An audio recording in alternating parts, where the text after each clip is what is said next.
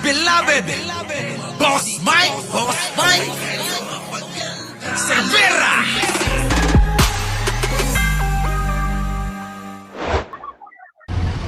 Tingnan nyo mga kababayan, no? Isang DDS, hinarangan ang kalsada, nagka-traffic-traffic.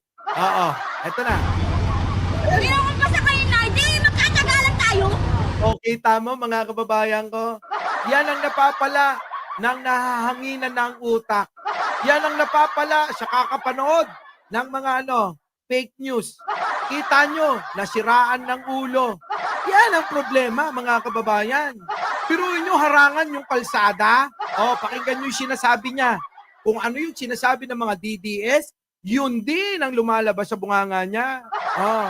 Tumabi ka muna dyan, maghanap. May dadaan dyan mamaya. Nakaka-traffic ka, oh. Oo nga, nakaka-traffic ka ate. Ano ba? Mga DDS talaga. Oy, yung ka-DDS nyo, pasaway, humaharang sa kalsada. Ano yung traffic? Oh. Oh. Ang dami na hassle, oh. Oo nga, ang dami na na-hassle yung mga BBM supporter. Na-hassle na sa'yo eh. Diba? Ayan magandang halimbawa to. Ganyan ang mga DDS. Anong gusto nila? Ma-diskaril yung mga bagay-bagay na importante sa atin. Si ate, yan yung ginagawa, dinidiskaril. Yung mga BBM na gustong magtrabaho, masisipag, talagang lumalaban ng pareha sa buhay. Pero ito si ate talagang musak eh. Oh, tuloy. Ay naku, takot lang. Ayan. Oh. Oh, doon ka daw sa gilid. Hindi susunod yan eh. Matigas ang ulo niyan. Parang si Argo eh. Oh, tuloy. Magigawin na nun dyan. Ayan, baka pwede ka sumakay doon, oh. Oh, sakay ka na raw ron. Ano ba ate? Nasana ang Klaro pangako mo. na mo ang presyo. Ngayon'y nag-triple na. Kami ay paano na. Ayan oh! Biglang kumantargo. Parang yung kinakanta ng mga DDS eh. Nasaan na ang pangako mo na mura ang presyo? Kita niyo mga kababayan, kumanta lang ganun bigla. Paano kakapanood ng mga ng mga DDS? Ayan, pala. Oh, yung nyo! Yung tropa nyo rito, kung ano na ginagawa. Ay paano na. Dating galunggong na mura. Ngayon'y 350 na. Hindi yata alam yung inflation. Pero alam yung mga kababayan, siyempre tuwan-tuwa mga DDS dyan. Kahit ganyan mga kababayan, tuwan-tuwa sila, promise. Oh. Nasana ang pangako mo. 20 pesos na bigas mo. Sabi ko sa inyo eh. Kaya nagkakaganyan pa kakahanap ng 20 pesos na bigas. Wala stick mga kababayan, no. 20 pesos na bigas ang dahilan kaya nagkaganyan si ate. Kaya hindi na rin malayo na minsan makikita nyo si Banat Bay. Baka mamaya mga kababayan, nandun na. Saan? Sa gitna ng release ng tren. Oo, at kumakanta na rin. Tony Libayan, baka maging ganyan ka ha. Wag naman. Wag naman ha. Baka maging katulad ka nito. Wag naman. Oo. Ha? Itawin mo muna doon. Tatang na lang. Wala nga. Saan pa aabot sa aming lalamunan? sabi mga kabayan, ulitin ko ha. Maganda yung sinabi niya ha. Sige, eto na. Game.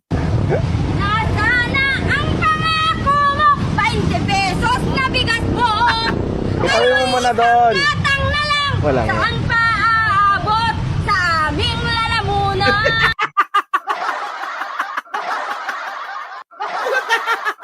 Saan daw aabot yung isang gatang? Sa aming lalamunan daw. Yan ang problema mga kababayan ko. Pag DDS, nako, yan ang kakapanood nyo kay Digong. Masisiraan kayo ng ulo. Piruin mo, kakahanap ng 20 pesos na bigas. Sabi ko nga nung kahit sa Mars, kahit sa Moon, kahit sa Pluto, walang ganyan. Kahit sa ibang bansa, walang 20 pesos na bigas. Kita nyo si ate, kakahanap niya na siraan na ng bait. Diba, mga kababayan? Ayan, oh. Gusto lang magpasagasa eh. Oh, diba? Yan, nako. Yari tayo dyan, oo. Torny Libayan, baka naman, no? Pwedeng tulungan nyo yan. Oh, nakakaawa naman, ano? Nakakaawa. Oh, sige. Kasi makakaalis yan. Oh, wala. Ang tagal niya dyan, mga kababayan. Ang tagal niya dyan. Talagang ano ba yan? Nagmamauyong. Oh. Sinong di mawiwili?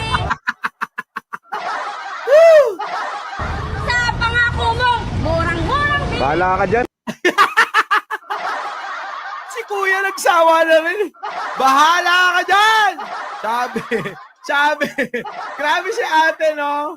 Nung pinanood ko to, tawa ako ng tawa eh. Oo, tawa ako ng tawa. Grabe ko. Ano na ba nangyayari sa mga DDS, mga kababayan? Ha? Ano na nangyayari? Ha? Kakahanap nyo ng 20 pesos na bigas. Ayan, oh. Nahahanginan na yung utak nyo.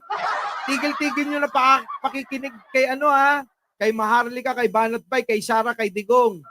Pag pinagtuloy-tuloy nyo pa yan, magagaya kayo rito. Buti si Argo, at least nakikinig dito. Di ba, Argo? Oh, kaya hindi ka magagaya dyan, promise. Oh, mga kababayan, ayan na ha. Oh, eto pa, pakinggan nyo po, mga kababayan. Oo, tuloy natin si Atty. Claire sa katapangan. Mayroong isang vlogger nagbigay ng reaksyon na gustuhan ko lang. Kaya gusto kong iparinig sa inyo. Pasok! Ng Malacanang. Matapang, Pakinggan nyo, mga kababayan, ha? Pakinggan nyo, ha? Pakinggan nyo. palaban, at handa ng sumagot. Pero teka, paano nga ba nangyari ito? Ano ba nangyari? Bakit biglang nagkaroon ng isang matapang sa Malacanang? Walang ibang tinutukoy, mga kababayan, kundi sino? Si Atty. Claire Castro lang naman. Yan po yan. Na ang dating tahimik na Malacanang ay ngayon ay nag-transform sa isang kinatatakutan ng mga kalaban. Yan, nag-transform, mga kababayan, saan? Sa kinakatakutan ng mga kalaban nito. Ang kinakatakutan, mga kababayan, sino? Si Atty. Claire Castro lang naman. Tuloy. Na itsura.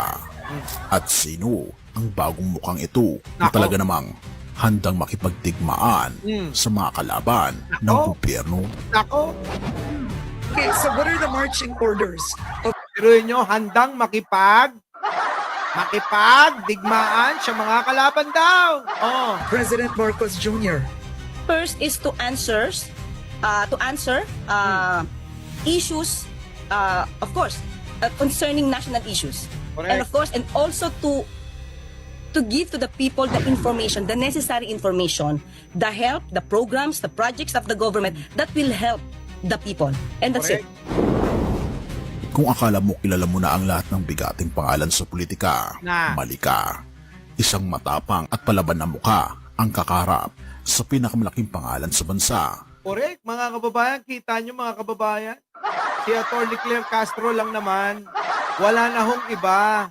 Ang haharap sa makapalang mga mukha na mga kababayan, namamayagpag nung nakaraang administrasyon. At ngayon, mga kababayan, tandaan ninyo, etong mga ito, abay inakusahan na gusto lang bumalik sa posisyon. Kaya sila naninira sa administrasyon. Maliwanag po yung sinabi ko na yan. Tuloy. At sa unang araw pa lamang niya, pinatunayan na niyang hindi siya matitinag. Siyempre, At alam ito hindi ni matitinag, Pangulong mga- Bongbong Marcos Oh, na mangyayari. hindi matitinag, mga kababayan. Laban na mukha ang kakarap sa pinakamalaking pangalan sa bansa. At sa unang araw pa lamang niya, pinatunayan na niyang hindi siya matitinag. Hindi matitinag ho si Atty. Claire. Maniwala kayo. Iba ang tapang niyan. Maniwala kayo. Oo, iba. Ramdam na ramdam ko eh. Tuloy. At alam ito ni Pangulong Bongbong Marcos. Siyempre naman. Hindi lang siya yung nakakaalam.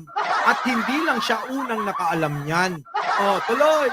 na mangyayari sa Na? Malacanang Nako. dahil nais niya na hindi naman ay himik sa mga binabatong bala ng mga laban sa gobyerno ng Pilipinas. Correct. Mga kalaban daw ng gobyerno ng Pilipinas. Sino-sino ba yung mga yan? Mami Presi, Lucy Sansino, Ralis Carlinga, Magtandem, Tommy, sino? Herminio, sino? Sino pa? Di mga Duterte. Pero sino nga ba siya? Sino siya? Si Atty. Claire Castro. Wala nang iba. Bakit siya ang pinili ng Malacanang? Oo nga, bakit nga pa siya pinili ng Malacanang? Sabi ni ni Atty. Libayan dahil daw yata sa akin, Who invited you? That's another very good question. I hope it's not Mike Cervera. Let's go. Ayun, alam nyo na. Ako po yung pinagbibintangan. Sige, tuloy. Na ngayon pa lang ay pinag-uusapan na ng buong bansa. Ito ang simula ng isang palaban. Correct! Di ba, Lord Glenn? Alam mo na, no? Isisigit natin yung lagi, syempre. Mahalasti. Yung tropa mo, Lord Glenn, sige, tuloy. Sa gitna ng maiinit na isyu sa gobyerno, isang babae ang humarap at bumuelta agad. Hindi siya isang tradisyonal na politiko. Hindi talaga, hindi traditional politiko yan. Hindi trapo. At hindi rin politiko si Atty. Claire Castro. Galing saan? Saan? Sa kumpulan ng mga abogado at kumpulan ng mga vlogger. Tuloy. Hindi rin siya basta-bastang tagapagsalita. Siya ang bagong mukha ng Presidential Communications Office at isang bihasang abogado. Tama! Diba? Tama! Tuloy. Si Atty. Claire Castro. Ako? Pero bakit siya? Bakit hindi isang seasoned political strategist? Dahil ang laban ngayon Tinanong mo pa. Bakit siya nga naman pala? Mga kababayan, bakit nga ba si Atty. Claire Castro? Sino ba ang dapat nating tanungin dyan? Bakit si Atty. Claire Castro ang nilagay nyo dyan? Bakit? Di ba? Tuloy. ay hindi lang tungkol sa pamamahala. Ito ay laban ng impormasyon. Correct. At ito ang matapang na pasabog Naman. sa kanyang unang araw pa lamang. Unang araw pa lang yan, mga kababayan, Talaga namang viral na kagad si Atty. Claire, ano? Sinalubong siya ng malalaking hamon, isang dating pangulo, walang iba, kundi si Rodrigo Duterte. Ang Nakikita niyo po, ang punteriya agad si Digong Sino ba naman ang hindi, dyan na maaapektuhan? Kaya nga, alam niyo mga kababayan nagkaganyan sila nagkaganyan Ayan. Yan na. Yan na mura! Ngayon, yan na yung nangyari sa kanila mga kababayan. Matapos nga itong si Atty. Claire Castro ay maluklok bilang tagapagsalita ng Malacanang. na raw ng pamilyang Marcos ang ginto ng bansa. Isang mabigat na akusasyon, pero imbes na umiwas o lumambot ang sagot, sumagot si Castro, matapang, direkta at walang takot. Being a former president, he should know the activities of BSP. That's why I asked, did your economic expert tell you this? Parang wala kang alam Boom! At Boom! Para kang walang alam, Digong! Samantalang ikaw naman ang nagbenta ng maraming ginto noon.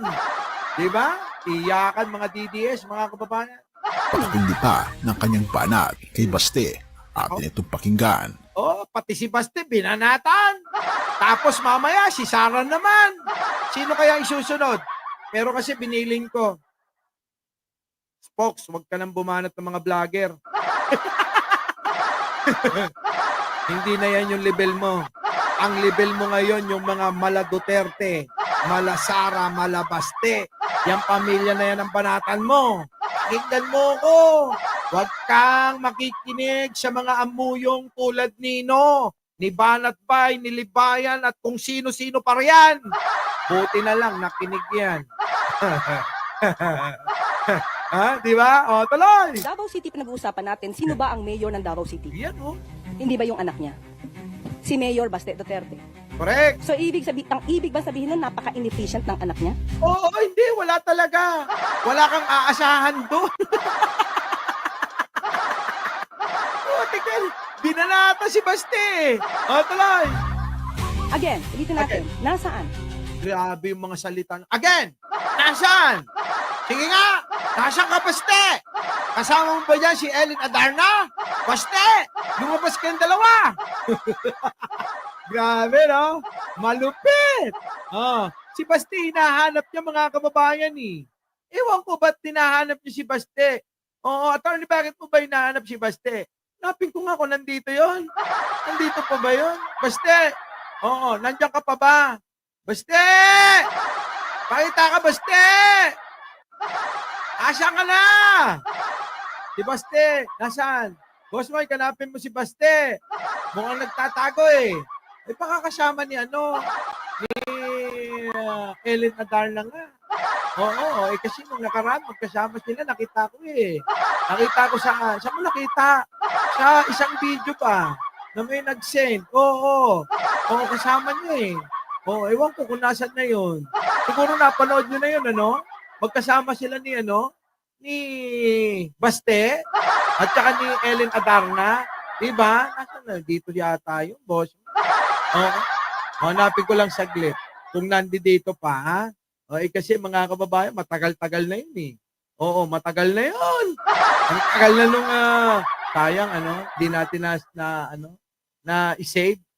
Oo, kasi nawawala rito sa video ko yun, mga kababayan, kapag ka tumatagal po, automatic na di-delete eh. Diba? Wala na, boss Mike, huwag mo nang hanapin, alam naman na nila yun. Alam na nila yun kung paano nangyari yun, di ba? Alam nyo na yun, di ba, mga kababayan? Kung paano? Siguro naman, yun na yun, hindi ko na makita. Basta yun. Sige, tuloy. Ang data patungkol rito. Natandaan natin, Now, nung panahon niya, at least ngayon may record. Nung panahon niya. oh, Meron bang nare-record? hello? Doon sa mga biglang nawawala mga tao. Ano nangyari yun? Yo! So dapat yun siguro, alamin din niya. Pero as of now, sabi nga natin, anak niya ang namumuno sa Davao City. Correct. Bakit ganun? Ang Bakit kanyang ganun? reason. Gayon din kay Sara Duterte. Yan na, putik na yan. Ito na. Atin itong pakinggan. Kung bakit nasasabing itong si VP Sara ay kandidato ng China? May nag-research kasi, may nag-aral kung bakit itong si VP Sara ay nakikitang maaaring kandidato ng China. Alam nyo po ba na mayroong nagbalita? Yung mga ibang vlogger nasa Beijing na. Alam nyo naman ang Beijing, nando doon ang kabisera nila. Ha, mga kababayan, ha? Alam nyo na? Yung mga vlogger daw nila, nando doon naman daw sa Beijing. Ano kayang ginagawa nila ron? Ha? Hindi kaya binibenta na nila yung ating Palawan? Grabe, no, mga kababayan? Pinakita rito, na-discover yung Chinese link influence operations na sumusuporta kay VP Sara. Napahinto ka ba? Paano niya nasabi ito? Bakit ganito katapang ang sagot niya? Siyempre, matapang yan!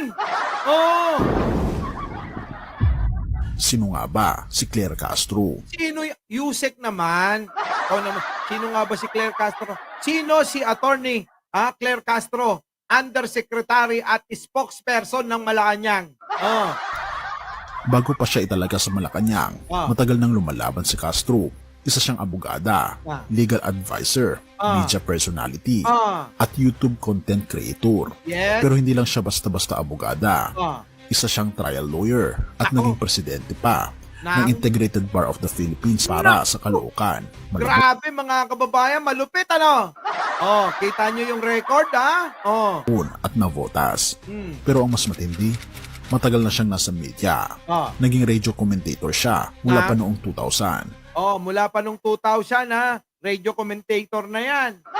Nagbibigay ng libreng legal na payo sa DCMM. Naku, kita nyo, philanthropist pa.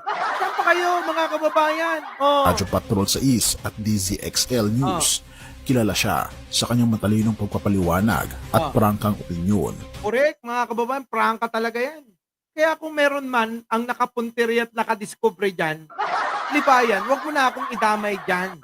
Malamang, Libayan, hindi ako yan. Kasi kung may magkakadiscover dyan, si Pangulo lang yan. Hindi ako. Ngayon, who invited you? That's another very good question. I hope it's not Mike Cervera. Oh, let's go. Hindi nga ako. Si Pangulo mismo. At umabot sa mahigit 392,000 ang subscribers niya sa YouTube. Correct. Pero bumalik tayo sa mahalagang tanong. O yan yung tanong. Balikan natin mga kababayan ha. Balikan natin. Lord Glenn, pakisabi yan kay Libayan. Oo ha. Tuloy. Bakit siya pinili ni PBBM? Dahil hindi lang ito tungkol sa tradisyon Aliwanag, bakit pinili ni BBM? Bakit pinili ni Pangulong Bongbong? Yan ha, liwaliwanag, hindi ako. Hindi ako! Wag ako! Oh. na komunikasyon. Ito ay laban sa disinformation. Alam nating ang fake news ay naging sandata sa politika. Correct. Ginamit noon, Naman. ginagamit ngayon. Pero kung may isang taong kayang lumaban gamit ang batas, talino at media, si Castro na yun. Yun, wala nang iba! Parang sinasabi nyo, magaling akong umasinta. Nananaginip lang ako, pachuchay, alam nyo yan. Parang sinasabi nyo naman na, galing talaga umasinta ni Mike Cervera. Para bang gustong sabihin ni Libayan eh. Oh. That's another very good question. I hope it's not Mike Cervera. Oh, let's Kasi parang sinasabi ni Libayan, ang galing-galing ko umasinta. Dapat kabiliban. Puta, matindi. Ang tindi mo, Mike Cervera. Ibang klase ka talaga. At magaling si Libayan, ha? Biruin nyo, naisip niya yon. Tanong nyo nga sa kanya, paano niya nasabi? At tanongin na lang natin siya, Attorney, paano mo nasabi? Naniniwala na kami na hindi ikaw. Oo nga! Totoo naman eh. Oo, hindi ako ha. Hindi ako. Walang may sabi niyan. Tuloy. Ito sa kanyang unang aksyon. Hindi siya nagdalawang isip na itama ang isang maling impormasyon kahit na ang bumato nito ay isang dating Pangulo. Ore, kahit pa si Digong yan, babanatan niya yan. Pero anong ibig sabihin nito para sa Administrasyong Marcos? Magkakabanggaan ba sina Duterte at Marcos? Matagal na. Ngayon nyo lang nalaman na nagkakabanggaan. Mula pa nung dumating ako at bumalik rito. Mula nung madiskubre ako ni Lord Glenn, oo. Yun! Doon na nag-umpisa ang banggaan eh. Di ba, Lord Glenn? Di ba? Oh. May mas malalim bang dahilan kung bakit si Castro ang pinili ng Malacanang? Magaling lang siguro yung yung Gago ka po, sir, padudulas ka. Puti ka. Love ka niya. Syempre. Ako ba ba, Lord Glenn? Love na love ako niya at love na love ko siya. Kaya wag na kayong magtaka. Kung darating ang panahon, ma-issue kaming dalawa. Ganun yan eh, di ba? Madudulas na ako eh. Syempre! Ano ba yung tanong? Muntik ako madulas eh. O, tuloy. Pangulo. Pero anong ibig sabihin nito para sa Administrasyong Marcos? Magkakabanggaan ba sina Duterte at Marcos? May mas malalim bang dahilan kung bakit si Castro ang pinili ng Malacanang? Yan. Ang dahilan, magaling talaga umasinta. Kung sino man yung nag-imbita. Ang galing nun, mga kababayan. Sobrang galing nun, Mactame. Mactandame. Oh, sobrang galing. Ilio de la Cruz. Vancouver Gem. Matagal kang nawala rito, ha? Diba? Grabe, asinta nun. Sapul talaga. Sabog, oh. Oh, diba? Oh, kung ayaw nyo maniwala, tanong nyo na lang kay Attorney Clarian. Oh, diba? Ano ang susunod? Ano? Isang bagay lang ang sigurado kaibigan. Being Hindi the ito ang former huling president, beses na he marinig should know natin the si Claire activities Castro. of BSP. At That's kung why sa I unang asked, araw pa lang did- niya, kinundena na niya ang isang dating Pangulo. Ano pa kaya ang susunod niyang sasabihin? Ay, syempre, yayariin na lahat yan. Sino? Sunod-sunod na yan. Sino? Syempre, sunod na si Sara. Yan ang katotohanan, mga kababayan. Bakit? Alam naman natin na ang mga Duterte, kaya naninira sa gobyerno ni Pangulong Bongbong Marcos na mahal natin, ay gusto nilang bumalik sa posisyon. Yan lang ang kanilang hangarin para maligtas nila yung mga sarili nila. Maligtas nila si Sara kahit na siya ay luka-luka. Our beloved Boss Mike Cervera.